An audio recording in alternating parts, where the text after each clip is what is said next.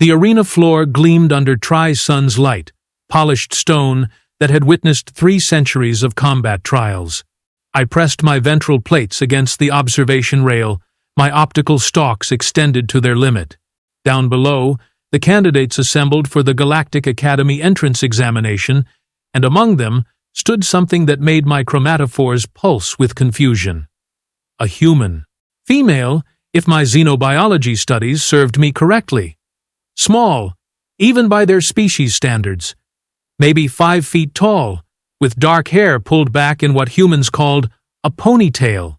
She wore simple combat gear, nothing fancy, nothing impressive. And at her hip, a sword. Not a plasma cutter, not a molecular disruptor, not even a basic shock blade. An actual, honest to the void, metal sword in a leather sheath. Is that really what I think it is? Crag, my study partner, chittered beside me. His mandibles clicked in amusement.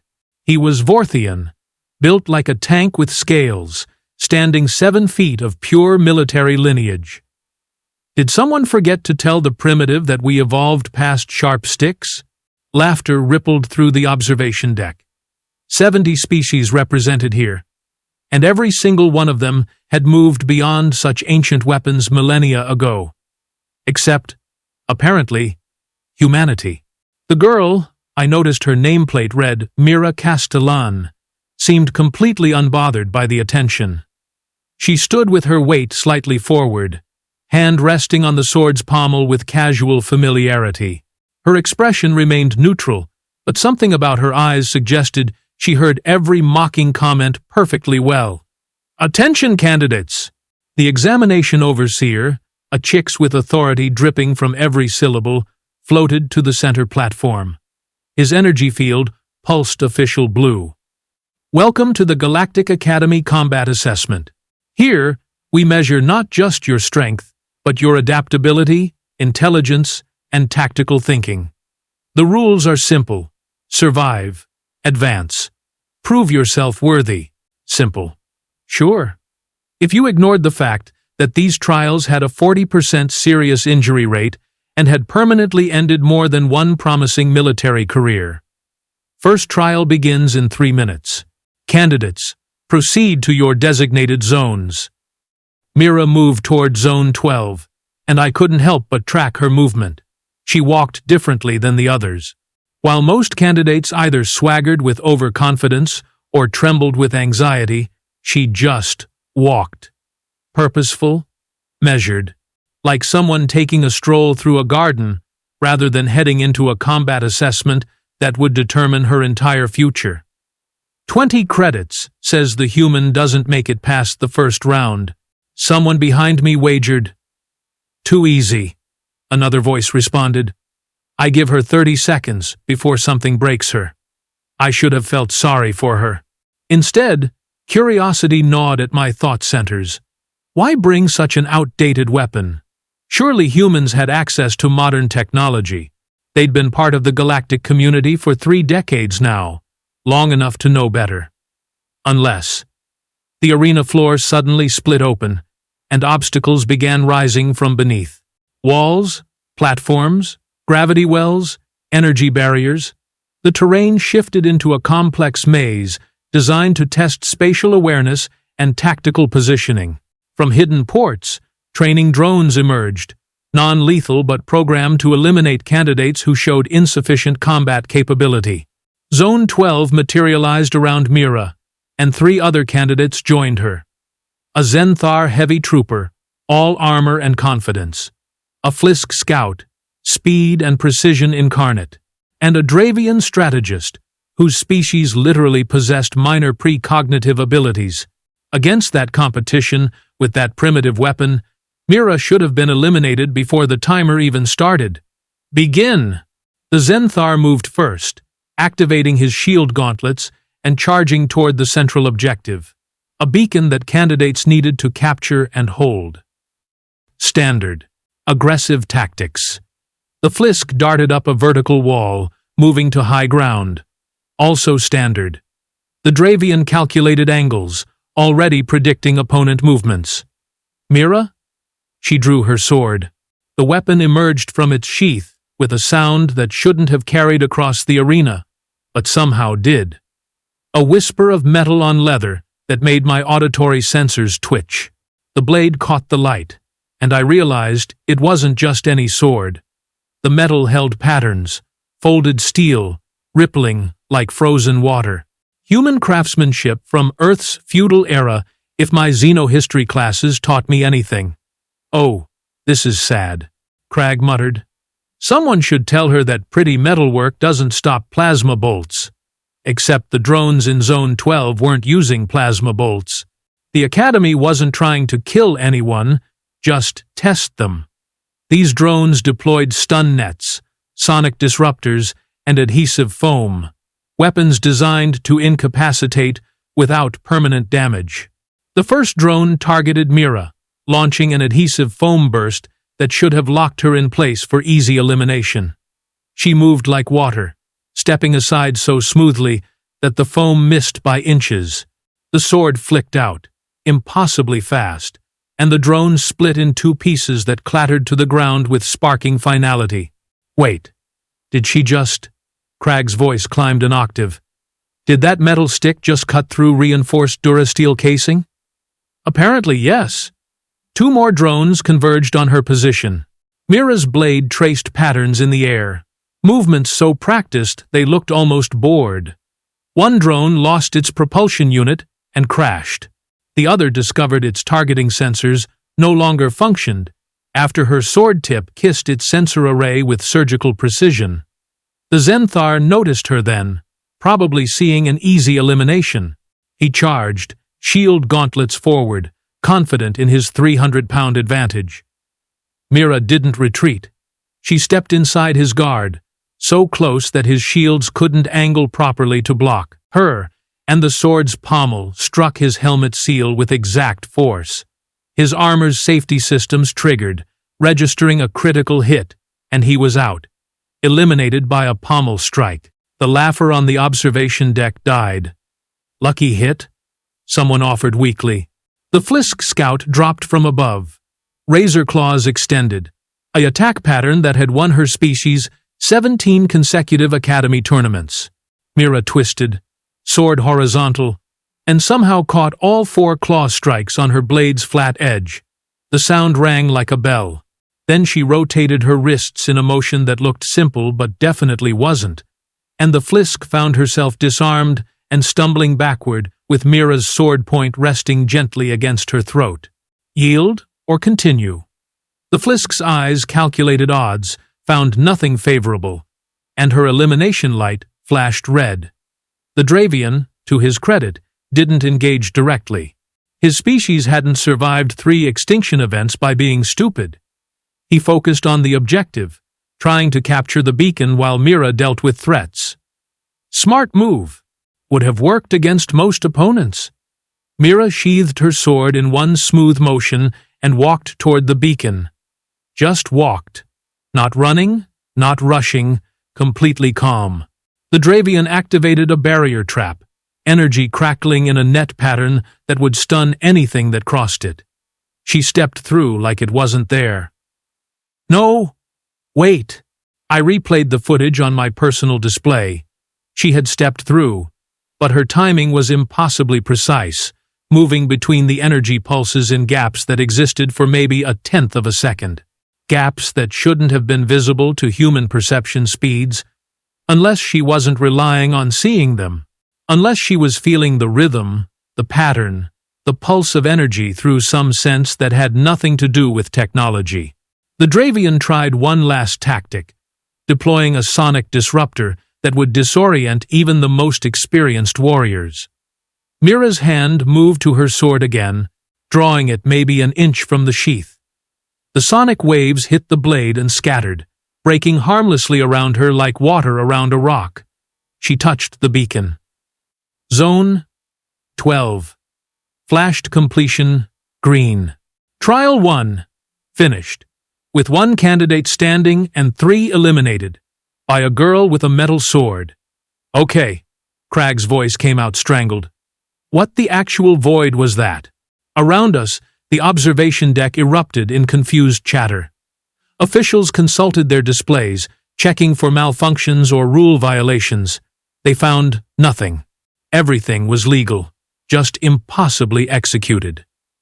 Down in the arena, Mira stood by her beacon, hand still resting on that ancient weapon's pommel, expression still perfectly neutral, like she'd done nothing more impressive than pass a basic orientation exercise. The overseer's energy field flickered, confused orange, before stabilizing back to official blue. Trial 1 results. Zone 12. Candidate Castellan advances. Evaluation. Exceptional spatial awareness, combat effectiveness, and tactical adaptation. She cheated, someone on the deck insisted. That weapon must have hidden technology, enhancements, something. Scanning now, an official responded. Moments later, negative. The weapon reads as simple carbon-steel alloy, approximately 400 Earth years old. No power source, no computational systems, no enhancement technology detected. 400 years old. Mira was fighting with a family heirloom, while everyone else brought cutting-edge military hardware, and winning. Trial 2 begins in 5 minutes, the overseer announced. Candidates, prepare for enhanced difficulty protocols. Enhanced difficulty meant the Academy stopped playing nice.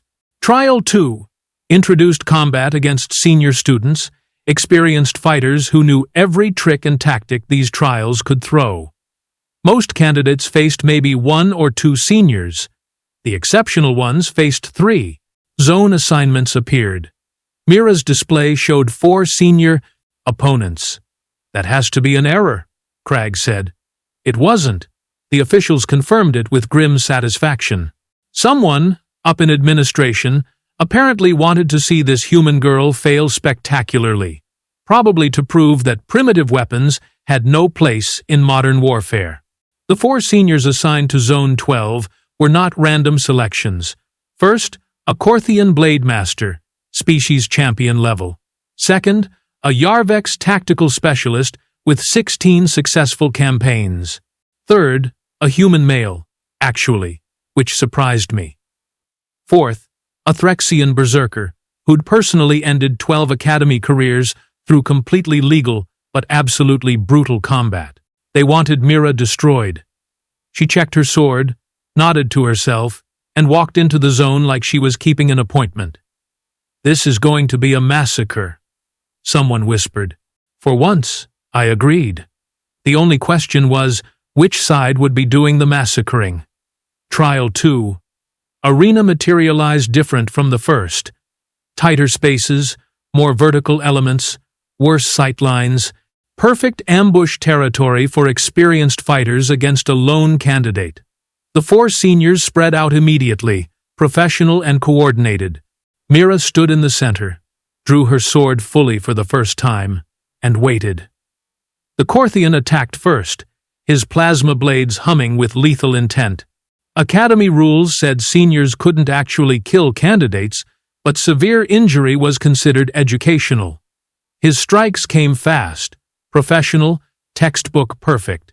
Mira's sword met each one, metal against plasma, and somehow didn't melt. The impacts sent sparks flying, but her blade remained intact, unmarked, impossibly durable. How? Cragg demanded of the universe. I didn't have an answer. Modern metallurgy couldn't produce metal that resisted plasma. It violated several fundamental principles of physics. Yet there it was, happening right in front of 70 species worth of witnesses. The Yarvex specialist tried catching her from behind.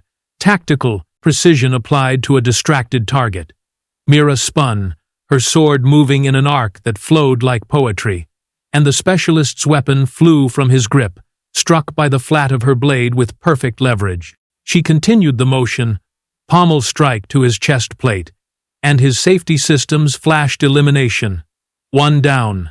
The human senior, a massive guy built like Cragg but taller, circled carefully.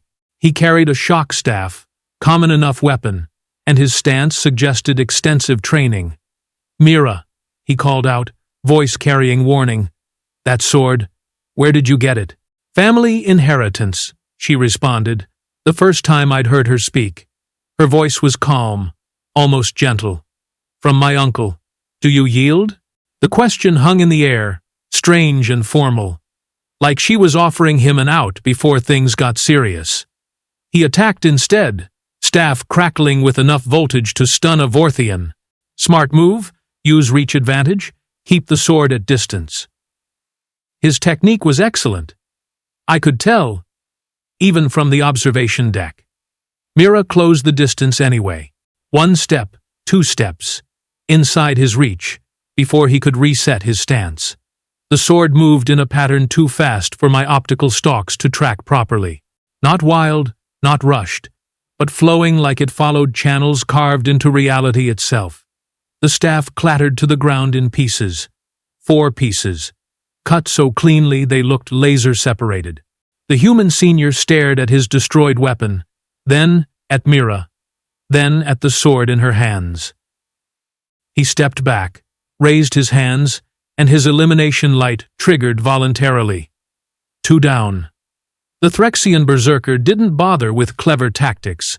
His species believed in direct confrontation, overwhelming force, and breaking opponents through pure aggression.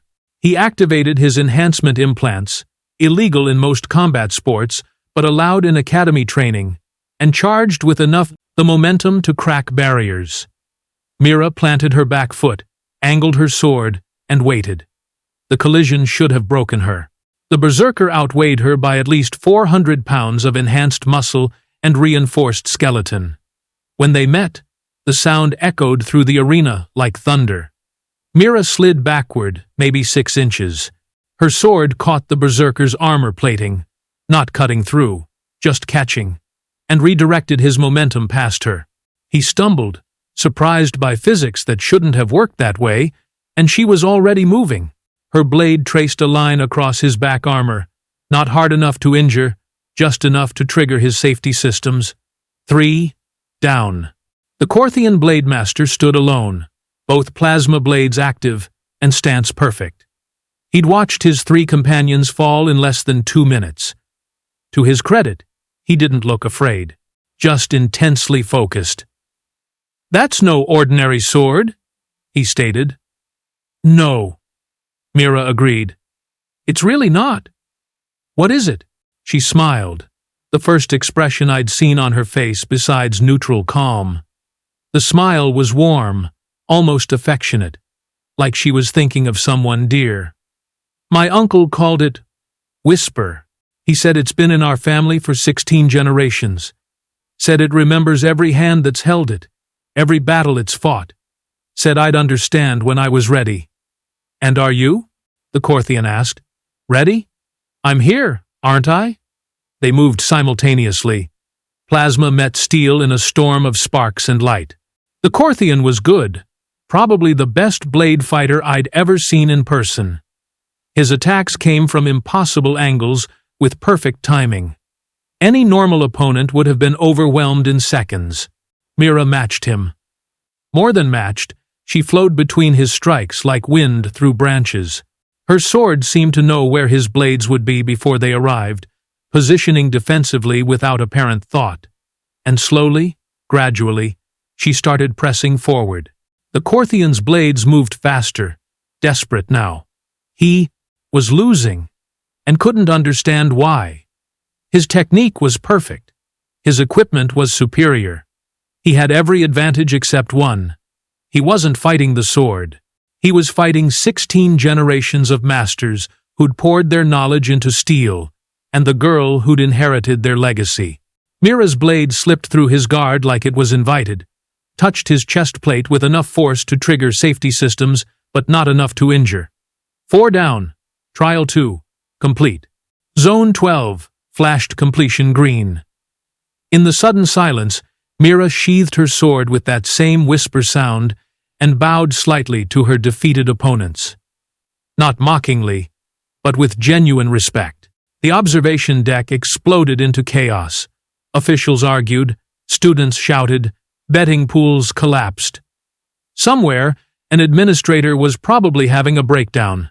And down in the arena, Mira stood calmly, hand on her ancient sword's pommel, waiting for whatever came next, with that same neutral expression. "Crag," I said slowly, my chromatophores flashing confused purple. "I think we just watched something important happen." "Yeah," he agreed, mandibles clicking nervously.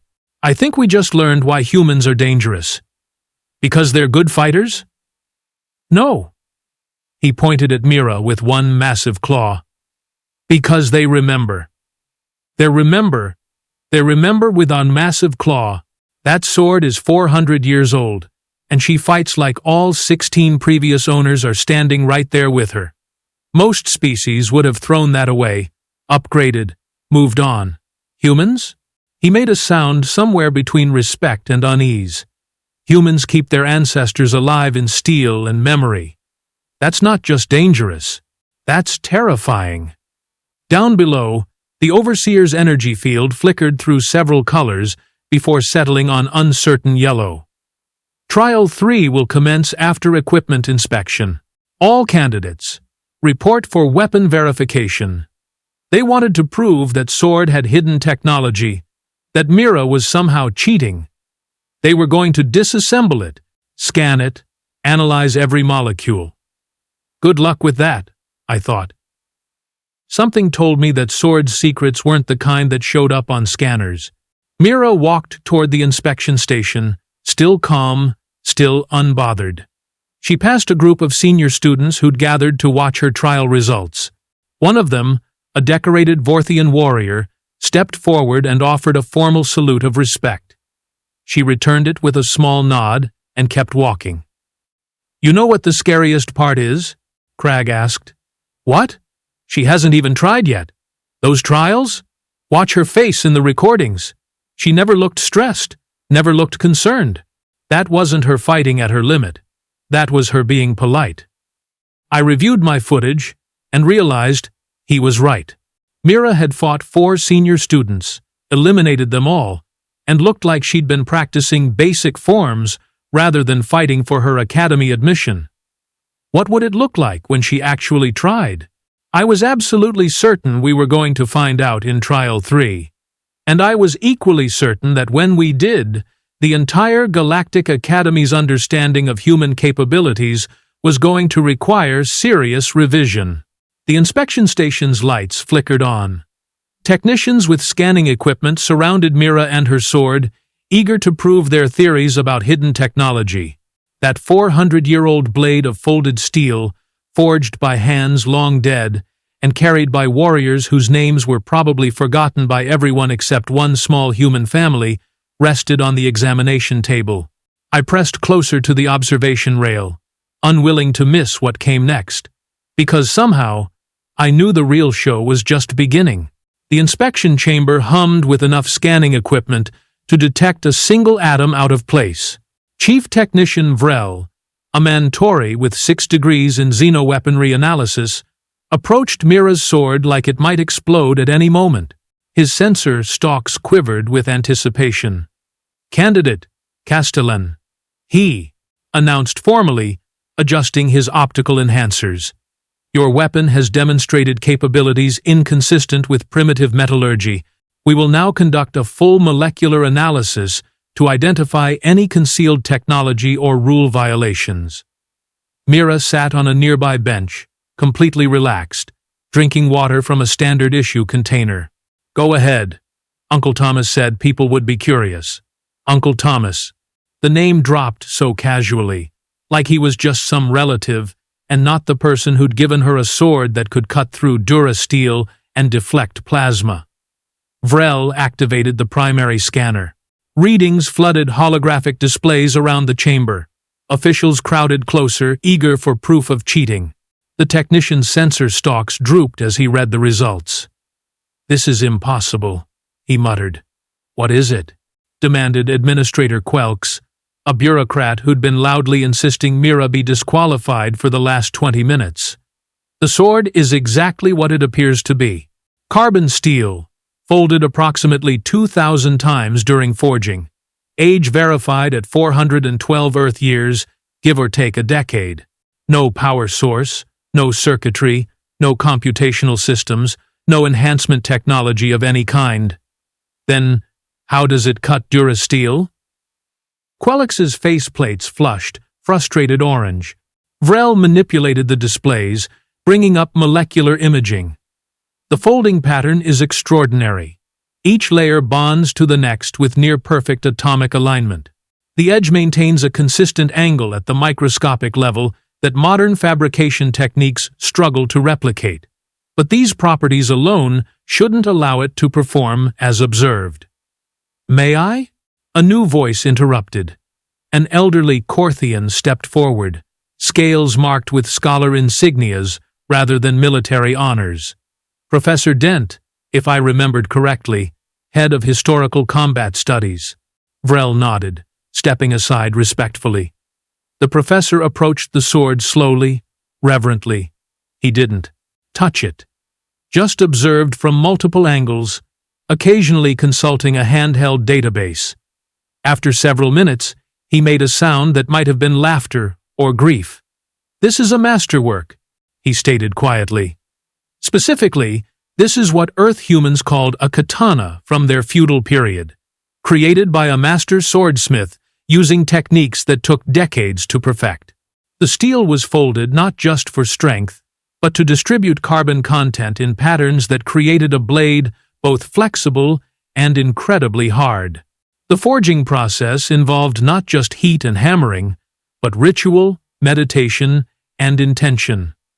"Intention doesn't affect molecular structures," Quelix objected. "Doesn't it?" Professor Dent finally looked at the administrator. "Every species in this galaxy has weapons that respond to neural impulses, biometric signatures, even emotional states. We call that technology and feel superior. But what if intention could be forged directly into the material itself? What if 16 generations of warriors didn't just use this blade, but poured their knowledge, their skill, their very essence into its structure through continuous practice and care?" "That's mysticism, not science," Quelix snapped. "Is it?" The professor turned to Mira. "Young one, may I ask what your uncle told you about this sword?" Mira set down her water. "He said every time someone truly masters the blade, it remembers. Said the steel holds memories like humans hold thoughts. Said I shouldn't think of it as a tool, but as a partner carrying 16 lifetimes of experience." She paused, looking slightly embarrassed. "I know how that sounds." "It sounds," Professor Dent replied gently, "like your uncle understood something most modern warriors have forgotten. The weapon and wielder are not separate things. They are one system, and mastery comes from harmony between them." "This is ridiculous," Quelix declared. "The candidate used an inferior weapon to defeat superior ones. That proves nothing, except that our senior students need better training. Or, I heard myself saying, surprising everyone, including myself, it proves that we've forgotten what combat actually is." Every head turned toward the observation deck where I stood. Crag made a strangled sound and tried to pull me back. But I continued, my chromatophores flashing determined violet. "We spend years training candidates in tactics, weapon systems, and strategy. But when did we last teach them to actually understand their weapons? To know them intimately? That girl doesn't just carry a sword, she has a relationship with it. She trusts it completely. How many of us can say the same about our plasma rifles or shock staffs?" Silence greeted my words. Uncomfortable, thoughtful silence. Administrator Quelix recovered first. "Irrelevant philosophy. The candidate may proceed to Trial 3. However, given her unusual performance, we're implementing special conditions." Here it comes, I thought. They couldn't disqualify her legally, so they'd make the trial impossible instead. Trial 3 will be individual combat against a champion of our choosing. Victory condition is simple. Land one solid hit on your opponent within a 10-minute window. Failure to do so results in elimination, regardless of defensive performance. Mira's expression didn't change. Understood. Who's the opponent? Quelch smiled, an expression that looked predatory on his species. Battlemaster Corvin, undefeated Academy champion for 7 consecutive years. Holder of 4 Galactic combat titles, you'll face him in 30 minutes. The observation deck erupted again. Corvin wasn't just good, he was legendary. Most Academy instructors refused to spar with him because losing damaged their professional reputation. Putting a first-year candidate against him wasn't testing, it was execution. This is completely unfair, Crag protested. They're trying to crush her. On her sword's pommel again. And for the first time since I'd started watching her, I saw an actual expression beyond neutral calm. She was smiling, not nervous, not worried. Excited? 30 minutes, she confirmed. Where should I wait? Preparation Chamber 7, Vrel directed, still looking troubled by his scan results. Candidate, I must inform you that Battlemaster Corvin is a Thexian Juggernaut-class fighter. His species possesses natural armor plating, enhanced strength, and redundant organ systems. Even blunted training weapons have difficulty marking him. Your sword, while impressive against standard opponents, may not be sufficient. I appreciate the concern, Mira said politely, but Uncle Thomas faced a Thexian warlord once during the border conflicts. He told me about it. I know what to expect. With that, she collected her sword and walked toward the preparation chambers, leaving a room full of officials, students, and technicians staring after her in confusion. She's insane, someone declared. Completely delusional. Maybe, I thought. Or maybe she knows something we don't. The 30 minutes passed, with excruciating slowness. Word spread through the academy about the upcoming match. What started as mandatory observation for candidates became a gathering that included instructors, staff, and even some diplomatic observers who happened to be visiting. The main arena filled to capacity. Everyone wanted to see the human girl with the ancient sword face the unbeatable champion. Betting pools formed instantly, though odds on Mira were so poor that most bookmakers weren't even accepting wagers for her victory. The smart money said she'd last maybe 90 seconds before Corvin tagged her and ended the trial. I found a spot near the front rail. Crag beside me, both of us too invested now to look away. Think she has a chance? He asked quietly. I think, I replied carefully, that we're about to learn something important about humanity. Again. The arena floor had been cleared to a simple flat circle, about 60 feet in diameter. No obstacles, no cover, just open space for pure combat. Battlemaster Corvin entered first, and the crowd roared approval. He stood 9 feet tall, covered in natural armor plates that had turned aside blades for decades. His forearms held nothing. Corvin fought unarmed, using his body as the weapon. Scars marked his plating, each one a story of survival. His eyes, all 6 of them, tracked movement with predatory precision. Candidate! His voice rumbled like avalanches. I respect your courage. You will lose, but you will lose to the best. There is no shame in that.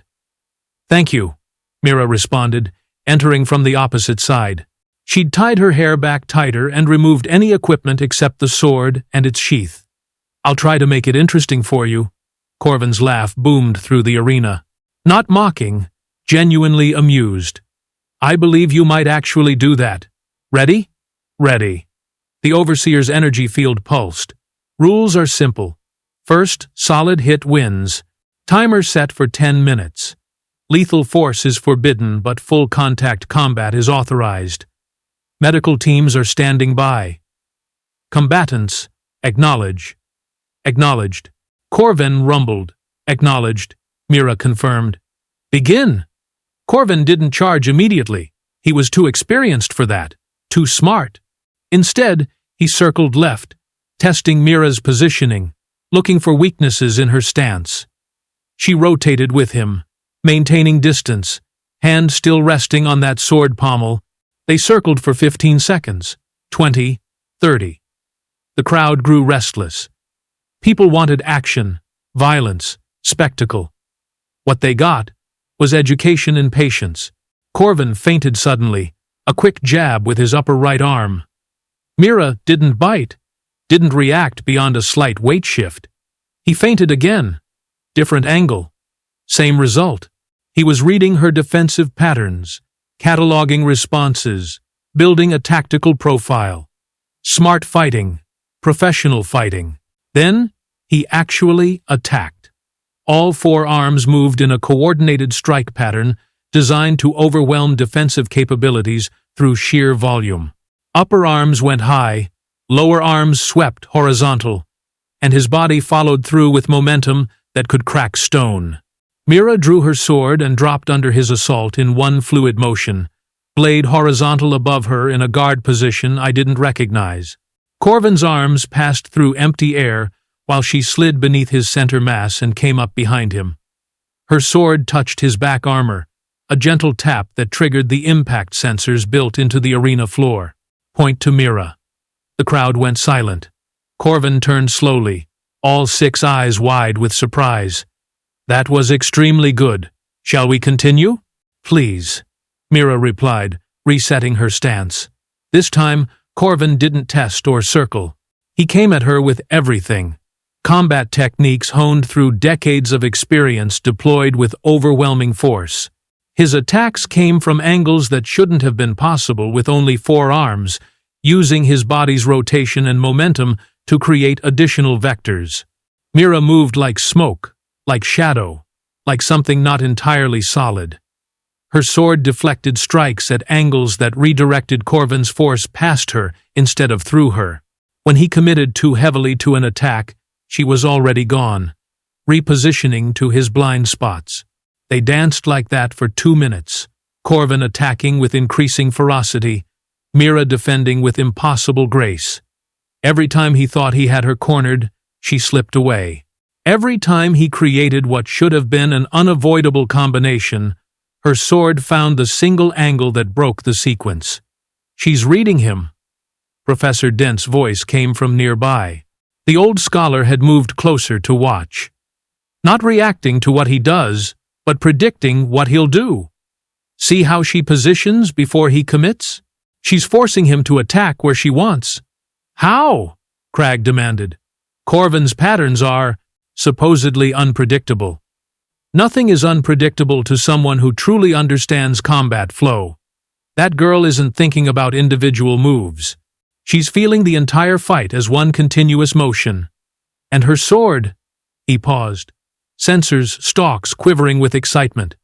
Her sword knows patterns from 16 generations. It has seen every technique, every strategy. Through her hands, all those previous masters are fighting alongside her. Corvin suddenly changed tactics entirely, going completely defensive instead of offensive. If he couldn't hit her, he'd make her unable to hit him. He tucked his arms close, armor plates overlapping into an almost impenetrable shell, and waited for Mira to exhaust herself, trying to find an opening. Standard, Thexian defensive doctrine. It had won wars. Mira stopped moving and stood perfectly still, sword extended in front of her at a 45-degree angle, point aimed at Corvin's head. She took a breath, then another, falling into a rhythm that seemed to slow everything around her. "What's she doing?" Quelks demanded from the administrator's box. Nobody answered because nobody knew. Mira's stance shifted minutely. Her weight went forward by millimeters. The sword rose by degrees. And suddenly, impossibly, I could feel what was coming. Not see it, not predict it, but feel it like pressure before a storm. She moved. Not fast, not slow, but with absolute certainty.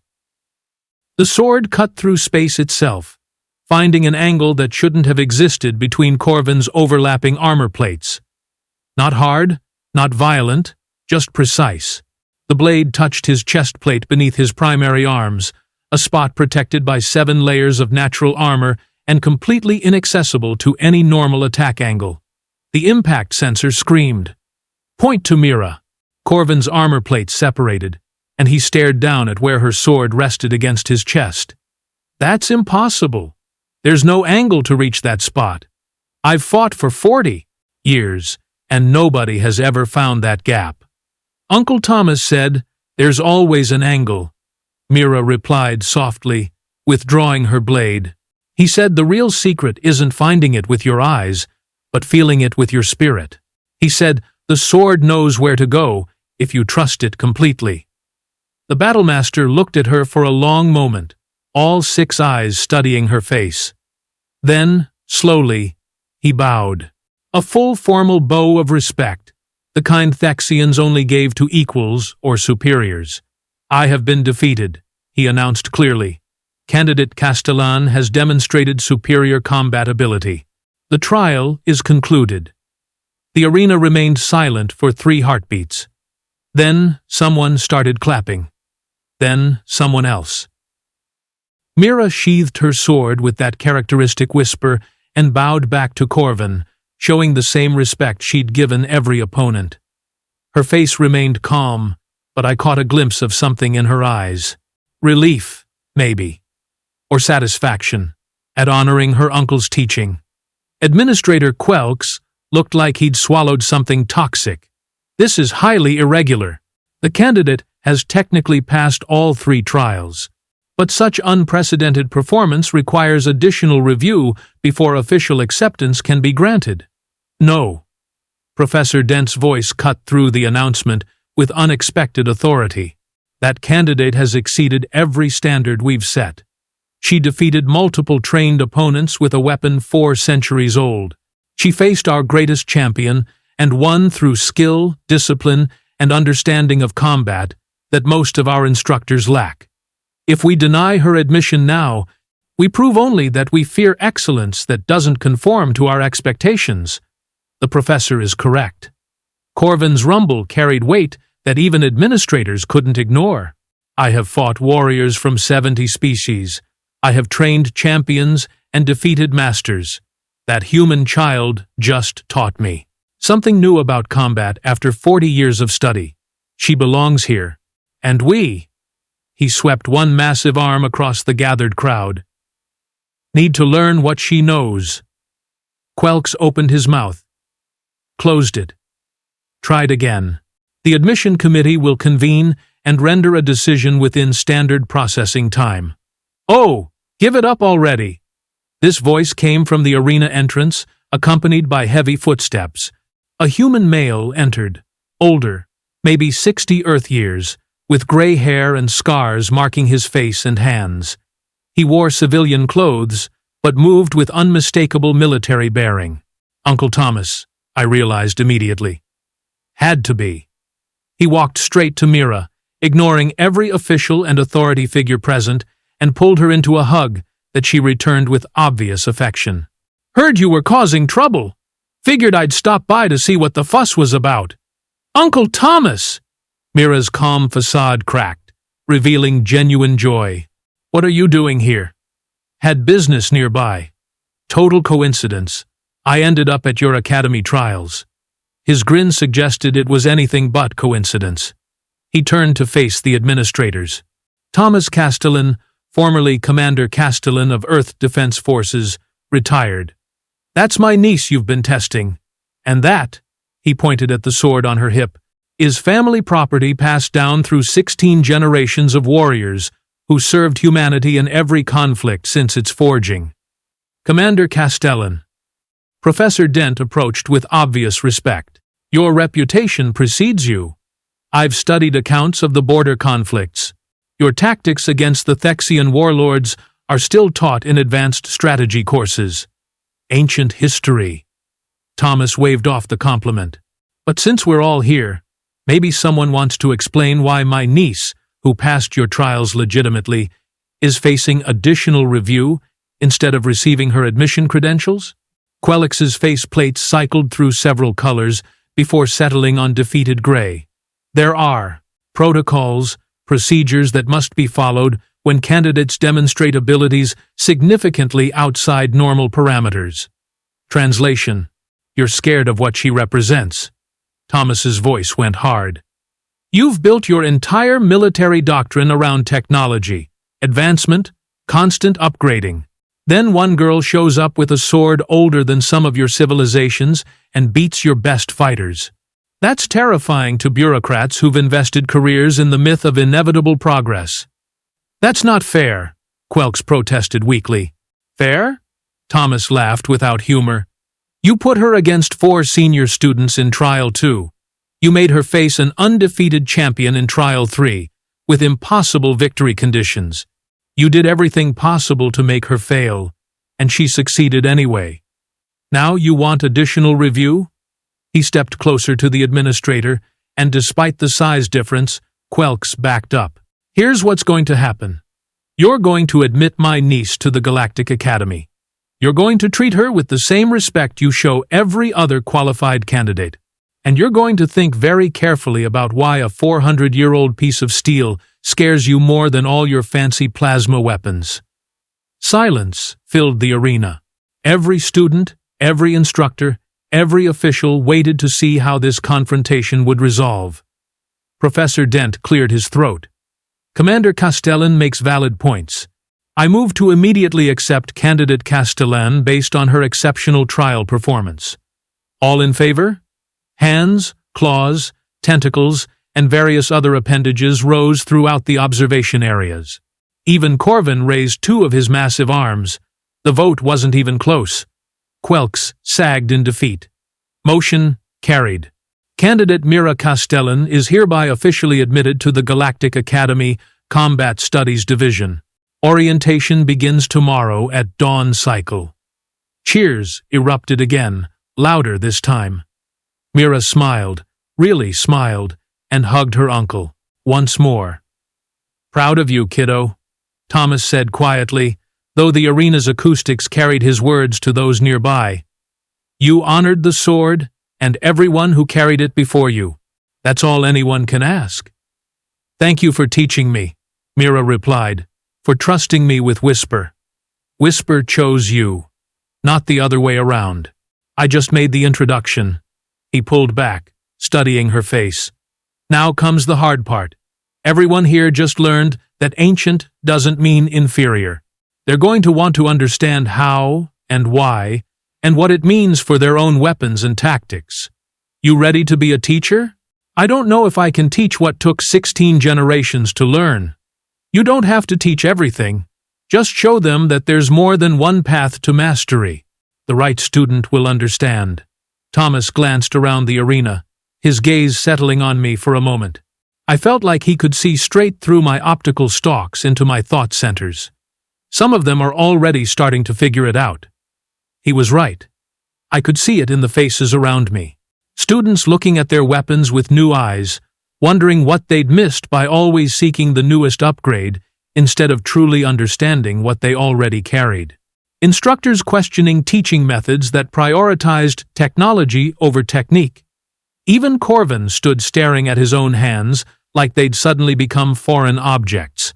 1 trial, 3 tests, and a girl with an ancient sword had accidentally started a revolution in how people thought about combat. Well, Cragg said beside me, his mandibles clicking with bemused acceptance, I guess we're all going to be learning from the human with the primitive weapon now. Not primitive. I corrected gently. Traditional. There's a difference. Yeah, he agreed. I'm starting to understand that. Down in the arena, Mira and her uncle talked quietly while officials processed paperwork and students began filing out, heading to quarters or training halls or wherever they processed revolutionary ideas. The crowd thinned, but some remained, watching the girl who'd changed everything just by refusing to abandon her family's legacy. Professor Dent approached the Castellans, bowing with obvious respect. Commander, candidate, if I may, I would very much like to incorporate traditional earth weapons study into my curriculum, not to replace modern combat training, but to supplement it, to give students context for what warfare meant before technology dominated every decision. You'd have to talk to Earth's Cultural Heritage Department, Thomas replied. They oversee who gets to teach traditional martial arts off-world. But I'll vouch for you if you're serious. Extremely serious. Today, I watched combat philosophy I thought extinct prove more effective than our cutting-edge systems. That lesson is too valuable to ignore. Good. Thomas nodded approval. Galaxy could use more scholars who understand that new and better aren't always synonyms. They talked details, while Mira stood patiently, hand resting on Whisper's pommel in that now familiar stance. I watched her for a long moment. This small human girl who'd arrived with nothing but an ancient sword and absolute confidence in her family's teachings. She'd passed the trials. But more than that, she'd reminded an entire military academy that mastery came from understanding, not just equipment. That tradition held value beyond nostalgia. That 16 generations of knowledge forged into steel could still teach the future something worth learning. Tomorrow, orientation would begin. New classes, new challenges, new opportunities.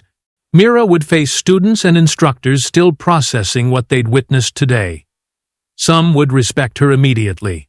Others would need time to accept that their assumptions about primitive versus advanced had been wrong. But eventually, they'd all learn the same lesson I was learning right now, watching her say goodbye to her uncle and prepare for the next phase of her training. Humans remember. They keep their history alive, not in archives or databases, but in practice. In swords passed from parent to child. In techniques taught master to student. In traditions maintained not because they're easy, but because they're important. And when you face a warrior carrying 16 generations of experience in 400-year-old steel, backed by ancestors who refuse to let their knowledge die, you're not fighting one person, you're fighting an entire lineage. That's not primitive, that's terrifying.